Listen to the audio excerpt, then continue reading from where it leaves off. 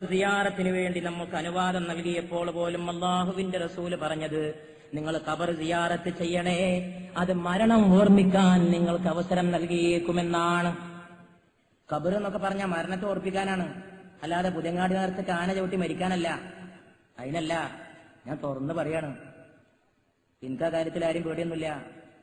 പേടിയുള്ളവർ പറയണ്ട. ഈ സമുദായം ഇവിടുന്നൊക്കെ രക്ഷപ്പെടാത്ത കാലത്തോളം ഒരു പുരോഗതി ഉണ്ടാവില്ല. മരിച്ചുപോയി മണ്ണടിഞ്ഞ നല്ല മനുഷ്യന്മാരുടെ ഖബറുകളിൽ ചെയ്തു കൂട്ടുന്ന തോന്നിയാസം ഉണ്ടല്ല, തോന്നിയാസം. അതിനേക്കാളും വലിയ തോന്നിയാസം ഈ ലോകത്ത് എവിടെയും വേറെ നടക്കാനില്ല. അപ്പൊ അതിന്റെ സീസണാണ്. നേർച്ച എന്നൊക്കെ പേരിട്ടിട്ട് നടത്തുന്ന തോന്നിയാസം.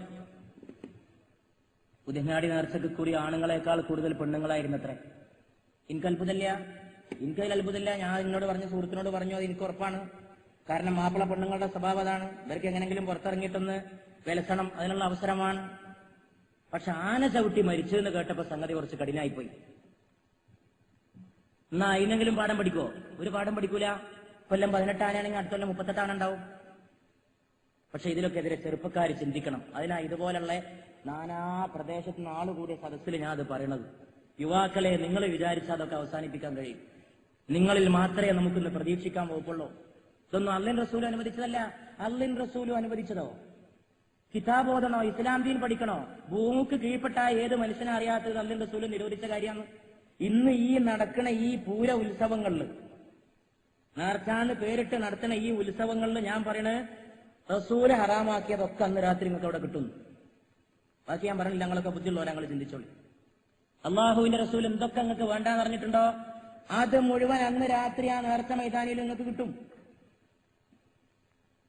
ഖബർ സിയാറത്തിന് അനുവദിച്ചത് പരലോക ചിന്ത ഉണ്ടാക്കാൻ വേണ്ടിയാണ്. അവിടെ പോയിട്ട് ബാൻഡ് മുട്ടിയിട്ട് തോന്നിയാസം കാണിക്കാനല്ല. അള്ളാഹുവിന്റെ റസൂലും പഠിപ്പിച്ചിട്ടില്ല അത് തടയേണ്ടവര് തടയണം. കൗമ് പോണ വഴിക്ക് കൗമിനെ തെളിക്കരുത്. കൗമിന് പറഞ്ഞു കൊടുക്കേണ്ടവർ പറഞ്ഞു കൊടുക്കണം. പറഞ്ഞു കൊടുക്കേണ്ടവർ പറഞ്ഞു കൊടുക്കാതിരുന്നാൽ അവരും നാളെ അള്ളാഹുവിന്റെ മുമ്പാകെ കയ്യും കെട്ടി ഉത്തരം പറയേണ്ടി വരും എന്ന് പരിശുദ്ധ ഇസ്ലാം നമ്മെ പഠിപ്പിക്കുന്നു.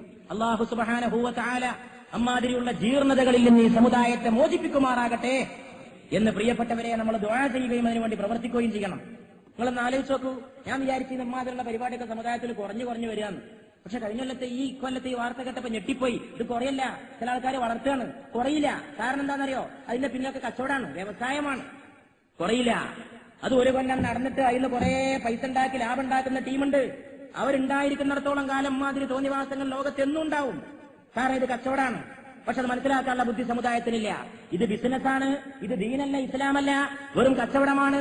നടത്തുന്ന ആൾക്കാരുടെ വയറ്റിപ്പഴപ്പിന്റെ പ്രശ്നമാണ്. ഞങ്ങളെ വഴിപഴപ്പിക്കാൻ വേണ്ടി അവർ നടത്തുന്ന തോന്നിവാസമാണ് എന്ന് മനസ്സിലാക്കിയിരുന്നെങ്കിൽ സമുദായമേ നിനക്ക് നന്നായിരുന്നു. ഇതൊക്കെ ഒന്ന് തിരുത്തണം. തിരുത്താനുള്ള ഏറ്റവും അർജന്റാണ്. തിരുത്തിയില്ലെങ്കിൽ ഏറ്റവും വലിയ മോശമാണ്. ആന ചവിട്ടിയിട്ട് മനുഷ്യൻ മരിച്ചെന്നേ ഒന്ന് ആലോചിച്ച് നോക്കി നിങ്ങൾ. എവിടെയെങ്കിലും ഒരു അമുസ്ലിം പോയിട്ട് പള്ളിന്റെ മുമ്പിൽ ബാൻഡ് മുട്ടിയ വലിയ ഒച്ച. ഞാൻ പറയാം, തുറന്ന് പറയാം. ഒരമുസ്ലിം പള്ളിന്റെ മുമ്പിൽ ബാൻഡ് മുട്ടിയ ഒച്ച. ഇത് ഒച്ച ഉണ്ടാക്കണവരെങ്ങനെയാ പള്ളിന്റെ മുമ്പിൽ സ്വയം പോയിട്ട് മുട്ടല്?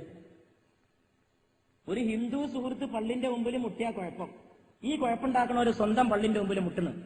ഞാൻ അതിനെ രൂക്ഷമായി എതിർക്കുന്നു. അതിനെ ചോദ്യം ചെയ്യണം ഈ സമുദായത്തിലെ യുവാക്കൾ.